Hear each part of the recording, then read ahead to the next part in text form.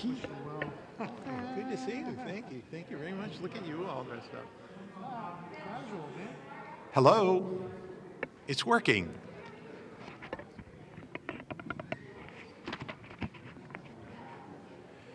Good evening, everybody. Thank you for being here. I'm going to get us started because, as I've already promised several of you, we will end precisely at 7 o'clock so that you can get on with the rest of your lives. We try and stay strictly on schedule at our meetings. Thank you very much for coming out to learn a little bit more about Manchester Proud and also to voice your questions, suggestions, concern about our work and about our schools here in Manchester. Before I get underway, I want to introduce the folks who are here in some speaking fashion tonight. First of all, we have our two assistant superintendents, Amy Allen and Jen Gillis. I suspect many of you know them.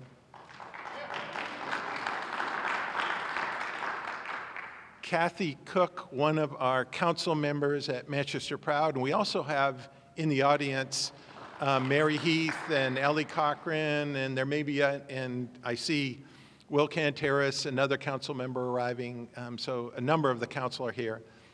And then we're also very happy, coincidentally it worked out, that the planning consultants we've chosen, Two Revolution, happen to be in town today, tomorrow, yesterday, doing some interviews related to the planning process. And we have with us Adam Rubin and Rachel Lopkin from Two Revolutions. Really glad they're here. And they're going to tell you a little bit more about themselves and their work and their role in our planning process. So I want to start with just 10 minutes or so about Manchester Proud. I think many of you already know what I'm about to say. You've heard this in other meetings, but to some of you, this may be new. Manchester Proud started about 1.5 years ago. A small group of acquaintances, I'll call them, started to get together with questions about what's happening in our public schools. We had heard through the media, as many of you did, some negative things about the schools. We weren't quite sure what to believe, but we wanted to learn more so that if it were possible for us to get engaged in our schools in some way that would be helpful to the schools, we wanted to do that. We came upon this idea of privately funding a strategic plan for the district. And we decided we would go to our school board, and they welcomed us, and we appreciated that, and they unanimously endorsed our proposition that we would privately raise the funds to create a new plan for the future of the district, providing that it be a community-wide process, which is why we're here tonight, which is why you're involved in this work in an important way. The folks at Manchester Proud never believed for 1 nanosecond that we knew enough about education to create a plan for our city. What we did hope, I won't even say believe, what we hoped is that we could begin to facilitate a conversation about our schools, that we could engage the community in wanting to learn more about the value of our schools in our community, what they do, and how we can support them, how we can make them the best they can be for all of our kids. So that's really the role, the mission of Manchester Proud. It started with this notion of a plan, but our real mission was a process of community engagement to get us all involved in our schools in a way that is lasting, that's enduring, that for years or decades to come makes us more, as I said, aware, engaged, supportive of our schools. So how do you do that? A huge part of our work, and nearly all of our work today, has been about community engagement. I learned we've now had 1,000 responses to our online survey. We've knocked on 2,000 doors around the community. We've had listening sessions in all of the schools, and Kathy's going to talk about all of that stuff in more detail in just a minute. But hugely important to our work because it's that foundation of public involvement and voicing their views about our schools, their opinions about what our schools can and should be, that will be the basis of our plan, so that ultimately the plan really is, as we say, by and for the people of Manchester. With that thought in mind, we deliberately choose not to call ourselves an organization or another not-for-profit. There are plenty of those in the state. We like to think of ourselves, and we do in fact think of ourselves as a community movement. So our work has all been based on work groups. So we wanted to do fundraising. We created a work group for fundraising that involves not just council members, but others in the community. Ellie is co-chair of our fundraising committee, or work group, and has done a fabulous job. We've had professionals in the community who are grant writers who on a pro bono basis have supported that work and helped to make us very successful. And the same is true for communications. We had a wonderful group. I see Merrill here and Will, as I said. Mary Heath was in that group, and Sue Hannon was in the group for consultant selection. So we broadened not only the expertise of the group, but the direct investment of the community in this process through creating these work groups. I mentioned that because we are currently in the process of creating what is arguably the most important of all the groups we will create in the formation of Manchester Proud, and that is our community planning group. So once the consultant selection group unanimously chose our friends at Two Revolutions, and you'll hear from them in just a second, it became clear to us that we need a group of folks in our community who can work as partners with them to draft the plan. And at our last presentation to the Board of School Committee, we presented a four-step process that begins with what we call discovery, which is the community engagement phase, learning from the community. It moves into a design phase for the planning process where this community planning group, working with Two Revolutions and Reaching Higher, will actually draft a plan.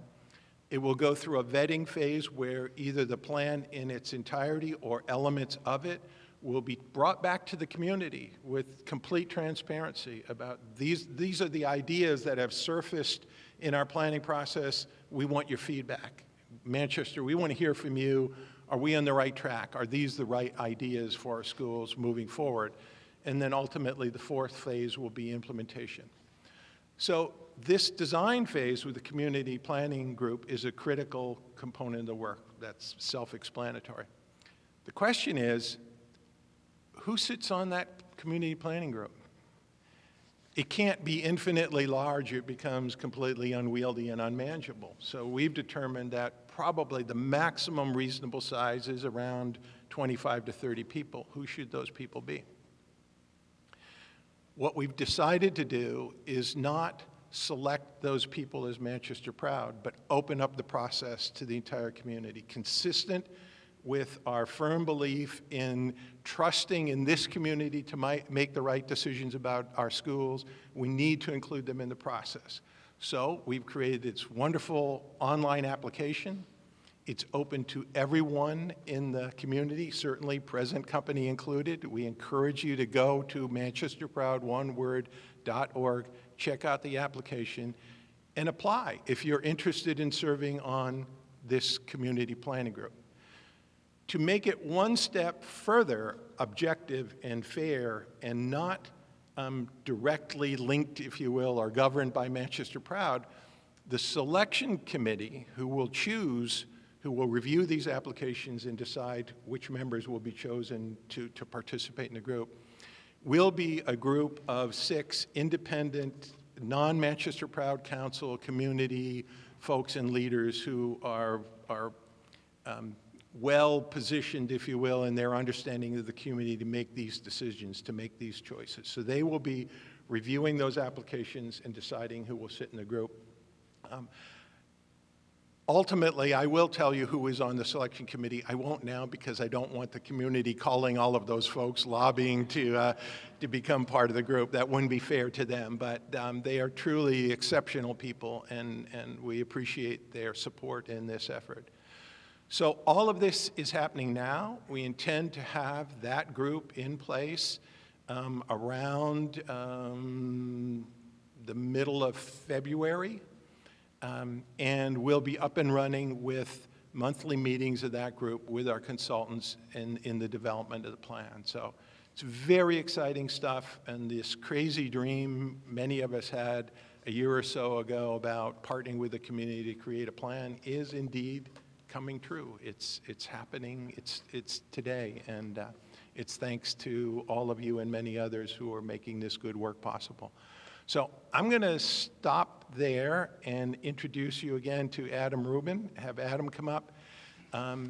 As I mentioned, we went through a rigorous consultant selection process. We originally had interest expressed by 26 firms across the country, 9 firms, some of them in partnership with others, submitted applications. We narrowed the field down to 4 finalists, and the group, as those in the audience who were part of the group will attest to, unanimously chose 2 Revolutions. Not only do they have national experience working in 35 states, but they are also familiar with us right here at home. They've done work for the New Hampshire Department of Education. They've done work for the Manchester School District, including at our School of Technology. And they currently have a very interesting assignment with Southern New Hampshire University that Adam may tell you a little bit more about. So, Adam, welcome. Thank you.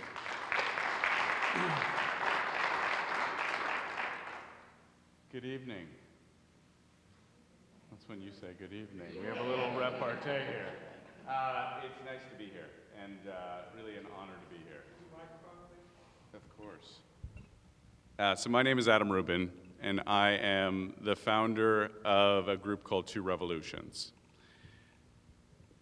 But I'm not going to talk about that just yet. I want to tell you a very, very quick analogy. So every year at Passover, we have a Seder. And every year at Passover, we have a Seder, and the youngest child is supposed to ask 4 questions. The first question is, why is this night different than all other nights? And it's a really important question for this moment in time, because strategic planning happens a lot. And you know, what it often produces is a doorstop. It's a large binder, usually, with some color pictures, and if they're really fancy, there's a picture on the cover, and it's exciting for about 30 seconds, and then it holds open someone's door or collects dust. You know, I want to applaud this community, Manchester Proud, all of you, for fundamentally rejecting the status quo. And that's really what interested us in being a partner in this work. So I founded about 11 years ago with a couple of partners, an organization that I love to joke my wife still can't explain at a cocktail party. So we're an unusual organization. We're an education design lab. What the hell is an education design lab? An education design lab helps give birth to new ideas in education. We do that work, as Barry said, all over the country. So we work in 35 states, we work with state agencies, we work with districts, we work with most of the national foundations in education, but we do our work really differently. We believe that the answers are in the community. That is a very deep-seated belief that what worked in Albuquerque or Akron or Tennessee cannot be imported into Manchester. We can bring good ideas, but ultimately it needs to be the community that determines what is best for kids in Manchester. So we do lots of work, but we do it from a place of leading with process, not leading with the expertise. The expertise really lies in your school district, in your board of school committee, in your community members, who are much more invested in the future of this community than anybody from outside.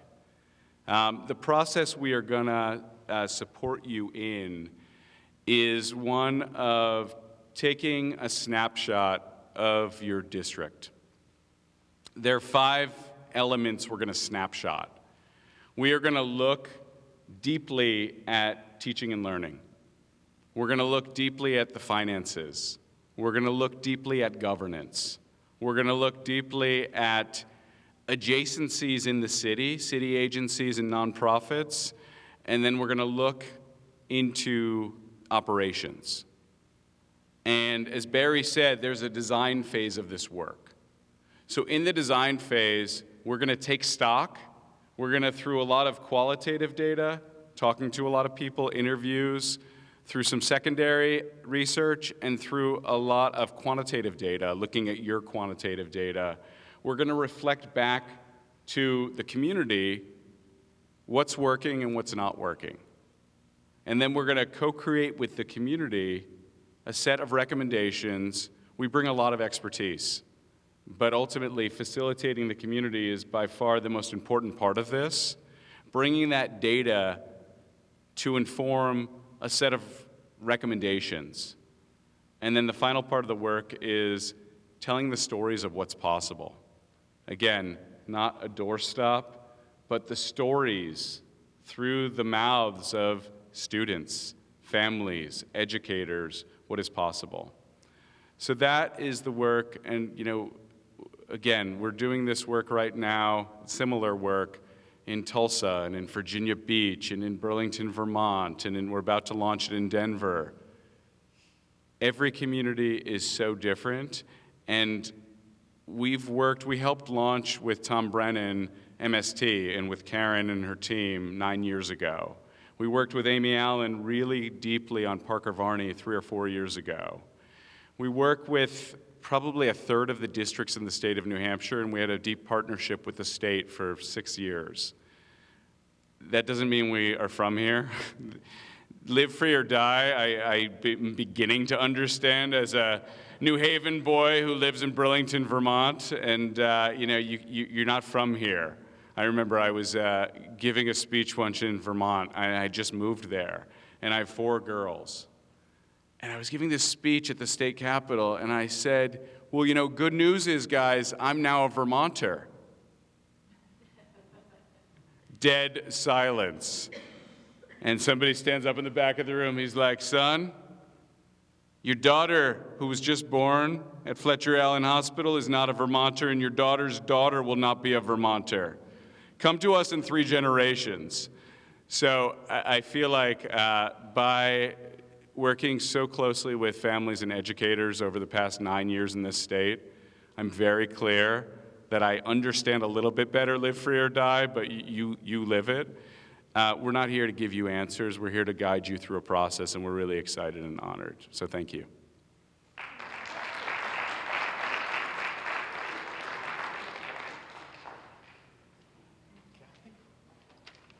And as I said a moment ago, our friend and council member Kathy Cook is going to tell you a little bit about some upcoming Manchester Proud events, and then we'll be open to questions, and hopefully we'll have some answers for you.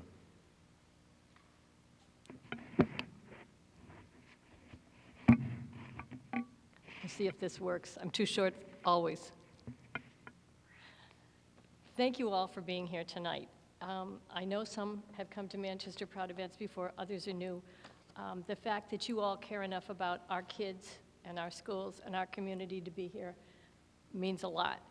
I'm just going to talk to you a little bit about community engagement, which you've heard about. If you've heard anything about Manchester Proud, it's a big part of what we do. As you know, there was canvassing last fall. That has ended. We're going to be having listening sessions till about mid-February. And am I still too far from this? Thank you, sir. There's still the opportunity to fill out the community survey. Starting with listening sessions, they're designed for parents, students, teachers, business people, residents, anyone who lives in Manchester or is involved in Manchester. We want your input, and this is your opportunity to give input. I'll be talking to you in a minute about some of the scheduled listening sessions. Something that's kind of interesting is that you can schedule a listening session. If you have a church group, any social group you're with, your neighbors, the folks you have a barbecue with on Saturday night, you can get in touch with Manchester Proud and see about setting up a listening session. We'll be happy to do that, and we'll be eager to have your input. Something else we've done as we've tried to set up listening sessions, they're separated into groups of people. For example, teachers are with teachers. Teachers are not with principals. Students are with students. Students are not with teachers or parents, so people can speak candidly. One of the things that we found in the schools is our teachers have no free time, very, very little. It's hard for them to schedule a chance to come in during the day and have a session. So we've been placing a Manchester Proud facilitator in a school, scheduled. The teachers know what day it is, and any time from the time the school day starts until it ends, they're invited to stop by when they have a few minutes and pass on their thoughts and share what their thoughts are for Manchester Proud, and that has really been working well. Scheduled for listening sessions are, and this is good, there are free donuts. This is for high school kids, high school students, and remember, we want student input on this. January 31st from 4 to 5 p.m. at the Bookery, downtown on Elm Street, free donuts. That's a Wednesday, and also, no, that's Thursday, excuse me. Then Tuesday, February 5th, 5 to 6 o'clock in the evening at Manchester Community College, free food. They're not being specific. I think I'd go for the donuts. We know what that's going to be. But that's for high school students. Also, Wednesday, February 13th, that was the Wednesday at 4 o'clock at the Manchester City Library. For young students and families, there's a listening session. Saturday, February 16th, 12 noon at Waterworks Cafe. Again, young students and families. And a listening session next Wednesday night, same time as this, 6 o'clock at West High School. Will be a listening session. And even though there hopefully will be a lot of people there, we'll divide into small groups so people can have a chance to speak. And I know you didn't hear all of that, but these flyers are on the table out front. And in addition to that, it's all on the Manchester Proud website. So again, manchesterproud.org, and just look up under events. Everything that's scheduled is available to you. One thing I'll tell you, having canvassed, having run listening sessions as a facilitator, having sat in schools and talked to teachers, I've been impressed by, first of all, the passion people in this community have for their schools. They care deeply about our kids. And secondly, the respect with which people have treated each other. Even though their opinions have varied, they've listened, they've expressed their thoughts, they've not ever been rude, in my experience. And in today's political climate, I think that should make us all Manchester proud. The last thing I want to tell you is that community surveys are still available, but only until January 31st. That'll be the last chance to fill those out. They're available in several languages on our website, so if you know of folks who speak languages other than English, there are several options there for them. Just urge them to get to it tonight or as soon as possible. And remember, if you know folks, it doesn't have to be someone with kids. Any age, any interest level, urge them to fill out a survey and express their thoughts. We want that input. So thank you very much.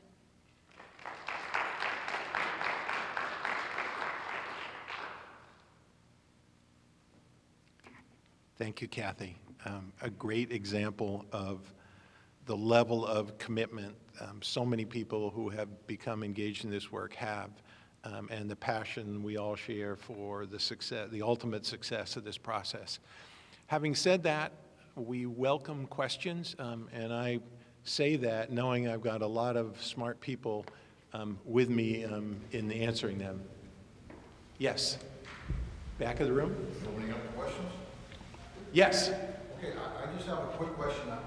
I understand you're getting input from the community that's been stressed over and over, and that's great. I wanted to ask, does the organization of Manchester Proud have any of its own input? Or is it strictly 1,000% based on input from the folks? It is 999 out of 1,000 expressed by the community for this work. It would be wrong of me, incorrect of me to say that the volunteers, keep in mind everyone in Manchester Proud are also volunteers and they live and work in this community, that they have no interest or right to express their views in this process. I think what's important is we have very intentionally structured this so that the community as a whole, including the members of Manchester Proud, are the ones who will direct and govern this process. So I will tell you, there is no agenda on behalf of the people of Manchester Proud.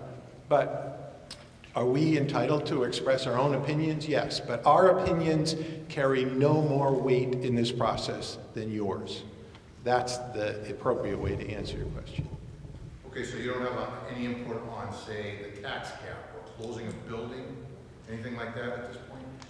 At this point, we are just beginning the planning process. As Adam said, we will be taking a deep look into the finances of the district. And as the plan evolves, we will generate financial models. And maybe, Adam, you want to talk about this because we have a financial consultant who will be part of this.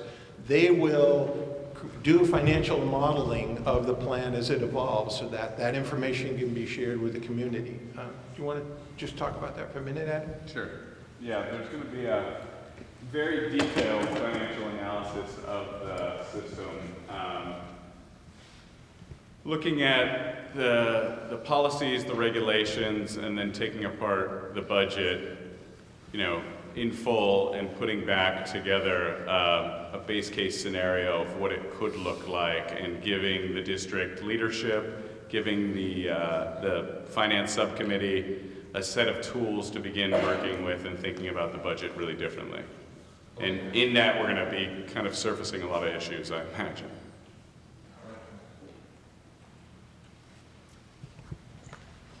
Mr. Scannell. Or Adam, I'm wondering if you could go over some of the other elements that are traditionally involved in a strategic plan, because I think sometimes people might not be aware of what a traditional strategic plan looks like. This one might be very different. And also, do you anticipate that you're going to establish benchmarks and goals that the district would be obligated, in quotation marks, to meet once you're done this process? Yeah, we can try. It's a good question. Traditionally, a planning process usually takes a snapshot of the district and then sets a vision for what a student should know and be able to do when they leave a district. And then they usually put together a game plan for translating that vision into a series of strategic recommendations, ideally that are measurable. I think in this process, because it is not happening to the district, but going to be co-created with the community, it's going to be slower and probably more authentic. And what I mean by that is, rather than jump to the strategic recommendations, those are going to be co-created with a community.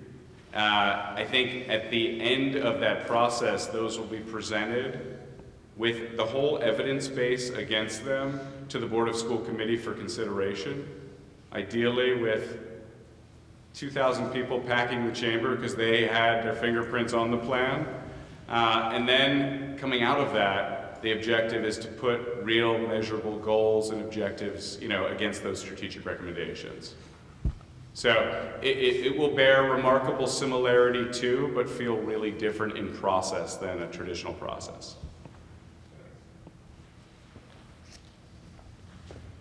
Other questions? Yes. So maybe this is jumping ahead a little bit, but when the plan is vetted, done, presented to the board of the school committee, will the Board of Mayor and Aldermen also be involved in this since they decide how much money the school district is going to have to work with? We are deliberately in our process periodically updating the Board of Mayor and Aldermen as well, and there are several of them here this evening. Thank you for joining us. We are doing our best to make sure that they are fully informed and also engaged in the process. We share our email updates with both boards, both the Board of School Committee and the Board of Mayor and Aldermen. And we understand the critical role they play in ultimately approving the funding for the district. So they need to be on board with this process as well. As Adam said, the goal here is to engage the entire community in creating a vision for our schools. And we say we expect our plan to be both aspirational, because we want more, we want better for our kids. But it also has to be practically achievable, and we know that. So hence, part of the financial modeling will be, what are the ways we can fund whatever this plan turns out to be? And we will share those with, as I said, both boards. And our hope, our expectation is that when we get to that point this fall, as again, I said, we all have an interest in this plan. We're all invested in it through this process in a way that it's easy for the boards to accept the plan and support it moving forward. The question of finance comes up often, and kind of the implementation of the plan, and we don't try and skirt that issue, but the honest answer, as we've said before, is we're just in the planning process now. And I think for too many years, we've created budgets without a vision or a plan, which to me makes little sense. How do you know what is the right amount for this community to spend on its schools in the absence of a community vision about what we want our schools to be and a plan that will enable us to realize that vision? We need those things. Then we can determine what's the right amount to spend. What are we prepared to invest in our schools as a community? We don't know those answers yet. We'll arrive at them together. Other questions?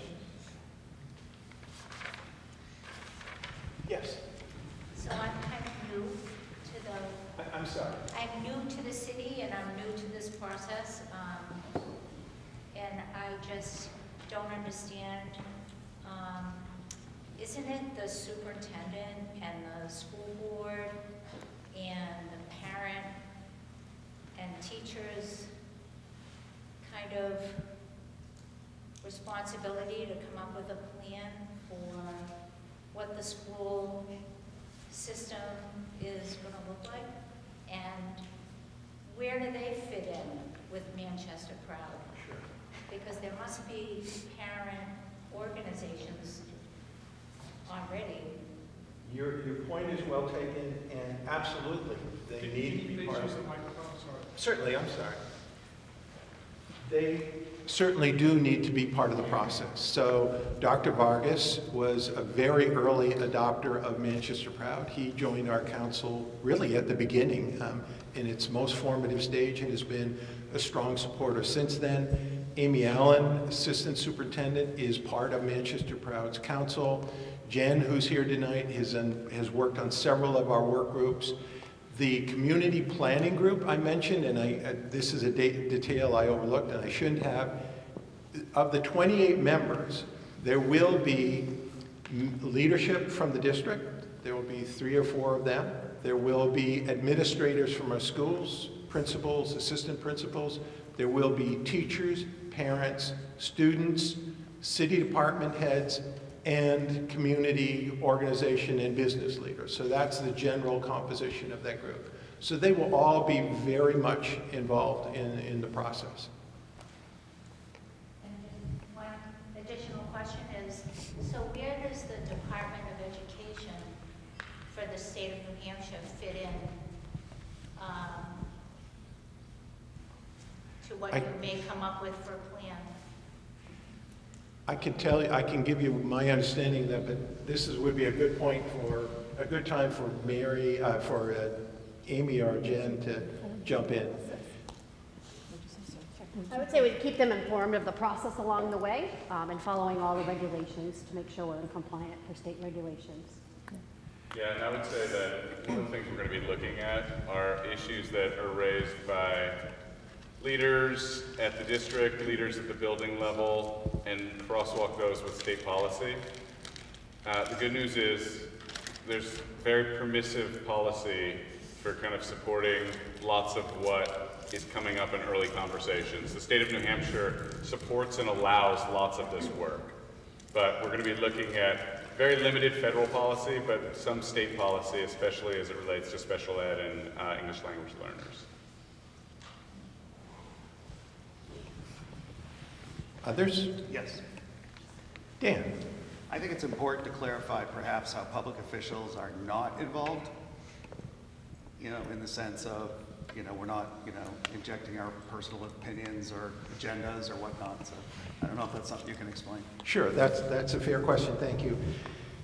This has been a topic of discussion among Manchester Proud's council members really since the origin, because it's this really tricky situation where we are totally respectful of our elected officials, and I'll look at each one of you in the room and in the eye and tell you we mean that sincerely.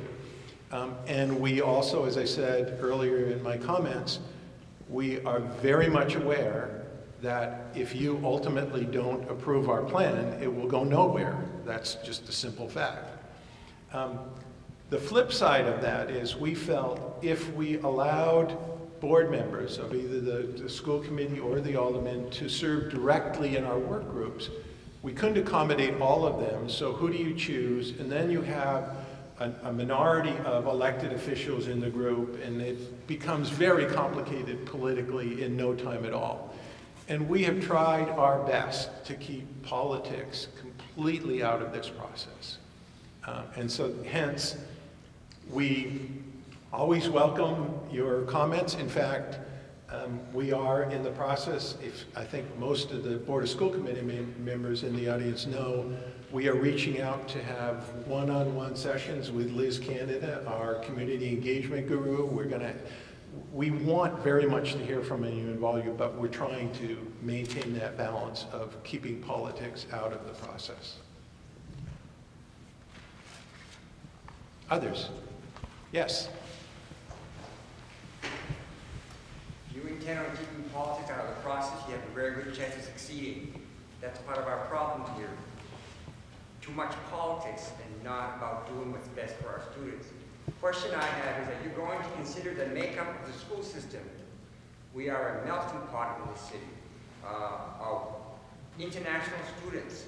And just this past month, we had a student who graduated from Central High School that was picked as professional soccer on the second round. So we do have problems in our schools, but we should be proud of our schools because a lot of our students have succeeded, no matter how much difficulty they have had.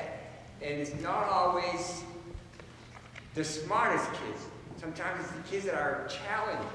But because they're getting a good education, they can catch up and think it for themselves.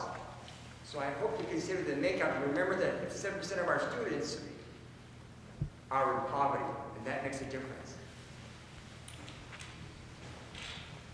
Appreciate your comment and certainly share the sentiment that there is a lot to be proud of in our schools. We have one of our work groups is a celebrations work group, and we have some interesting events coming up very shortly actually for parents, and then we're bringing back one of our homegrown national celebrities. I'm not going to tell you who it is, and we're going to have an event early in the spring, a citywide event, to talk about the success stories of Manchester's graduates. Couldn't agree with you more. With regard to the diversity in our district, we agree with you again that that's a wonderful strength. It's part of what makes Manchester unique in New Hampshire in an extraordinary way. We have stipulated that 40% of the composition of our community planning group will be people of color to reflect the demographics in our district. Again, we're doing everything we can to be appropriately inclusive and representative of the people of our city. Other questions? Dick. More of a comment. I was pleased to hear you say that there will be an aspirational aspect to this work as well.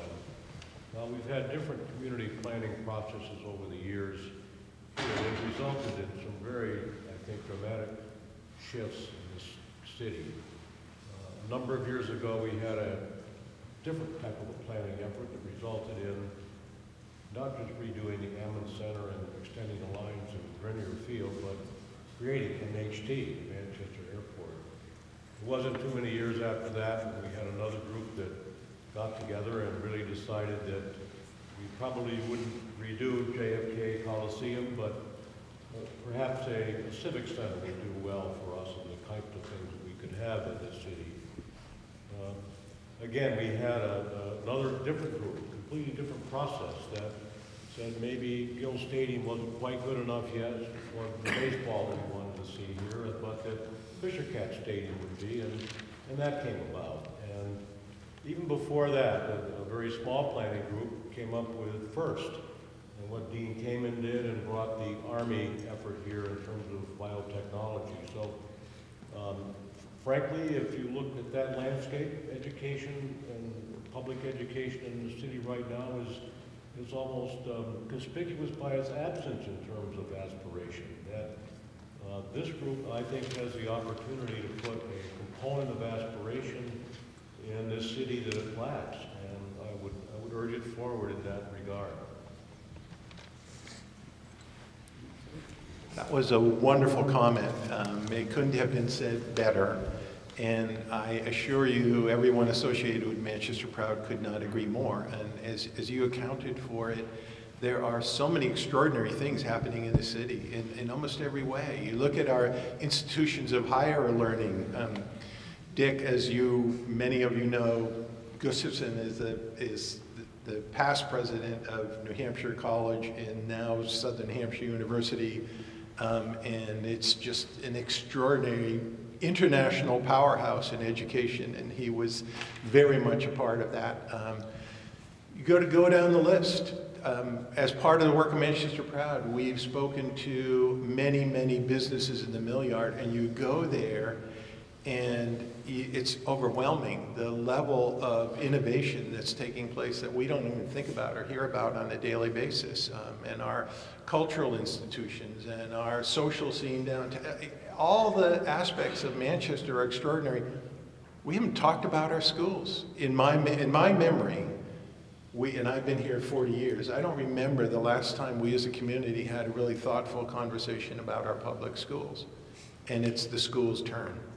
We're going to make this the school's turn to bring them up to the same level of excellence that we enjoy in so many other sectors of our community.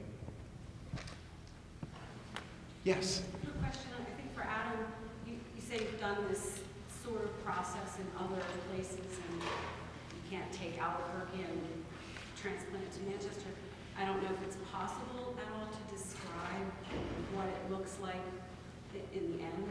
You know, what does the transformation look like for another city or town? What, you know, from start to finish, what was the goal and how was it reached, or what did it look like in the end? I think it's hard sometimes to understand and grasp this idea. Yeah, no, it's a great question, and it really takes me back to your comment about aspirational and feasible. So we get brought in to help support transformation. It looks so different every place. I would be happy to bend your ear, and anyone who's interested in talking about cities. What I will say is Manchester has such amazing, so many assets already and such amazing potential, and it's not playing to its weight. You know, the potential to be a world-class district of 13,500 kids it is within grasp, but it's going to take honest conversations about what does it look like in Albuquerque and all these places, and how do we put a New Hampshire spin, how do we put a Manchester spin on the potential? You know, there are all different kinds of instruction and assessment, but at the end of the day, I think the common denominator in all these transformations they haven't been about a leader, they've been about a community. Leaders are going to come and go, and you know, you're currently experiencing that, but that's the norm.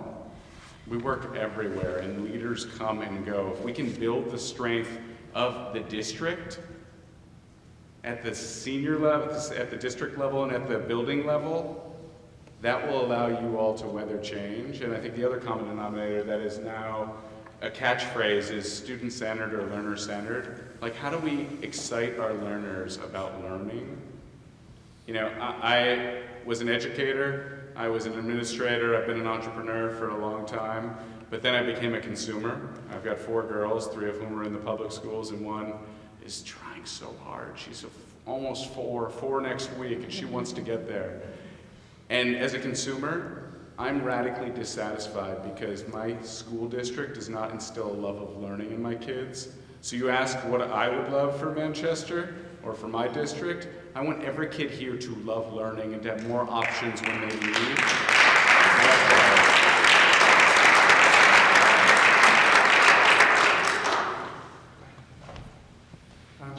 I remember reading about a school system in New York about 20, 30 years ago, Johnson City. I don't know if you're familiar with that. But this is a city that was impoverished and the academic learning was very low.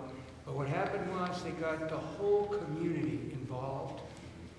And all of a sudden, the whole town lived that school system.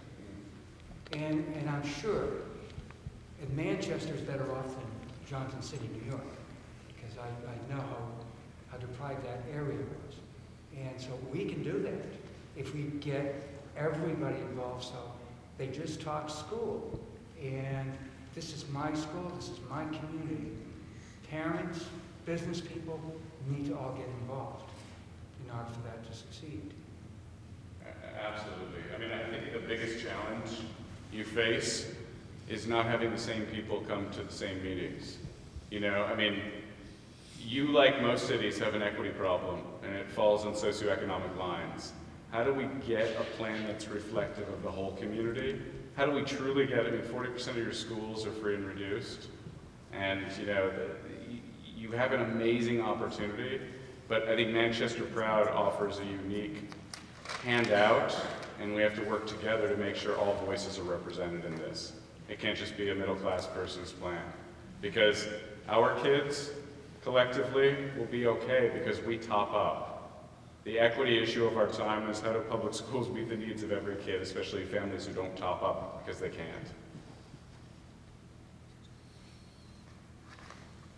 Any other questions? Normally, are you hired by schools, school districts, and entities like that? Is that how unique is it to have an entity like Manchester Proud leading the charge to change? Yeah, it's not unique. It's not unique. So, you know, we get hired by districts, we get hired by states, we get hired by foundations. Right now, a community group is hiring us in Denver, so it really varies. There's so many different points of entry and so many places where there's a desire, a catalyst for change. So this is not unique. But what is unique and what is exciting is that the district and the community group and the business community are all on the same page from the beginning.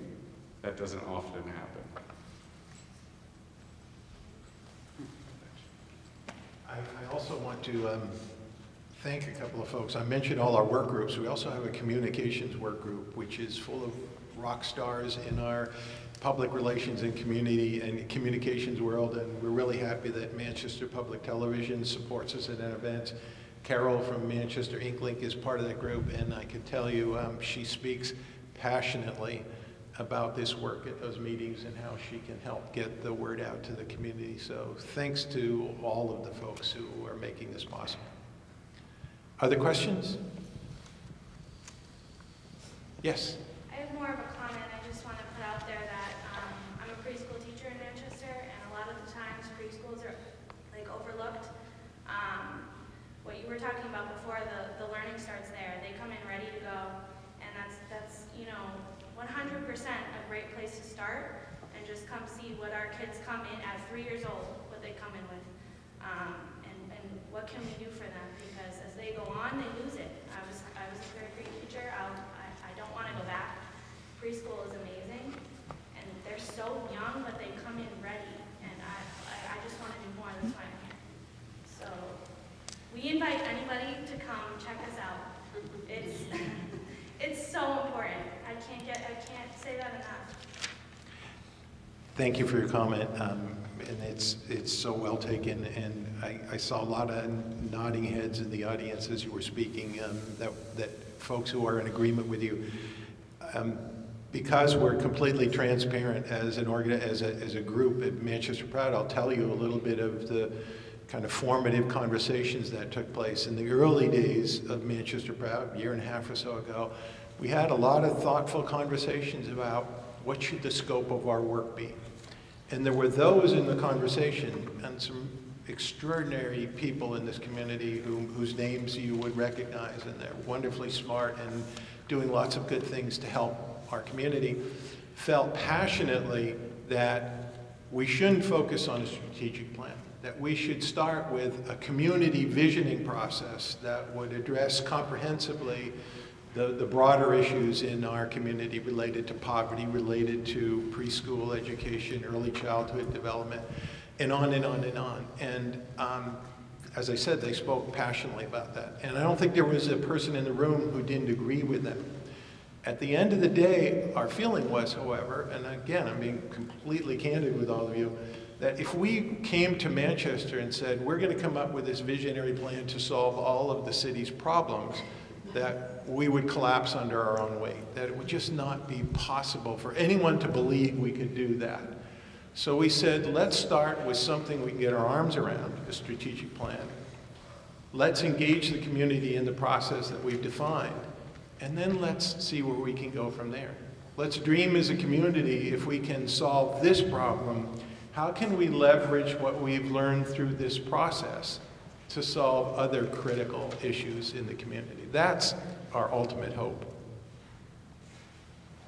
Other questions? We've got 3 minutes left. Well, if there are no more questions, thank you so much for coming out tonight. Really appreciate it. ManchesterProud1word.org. Check us out. Come to events. Get involved. Tell your friends and neighbors to get involved. The way this process grows is each of you tells 2 or 3 others. They tell you. I don't need to explain that. And pretty soon, we're all talking about our schools. Thank you very much. Have a good night.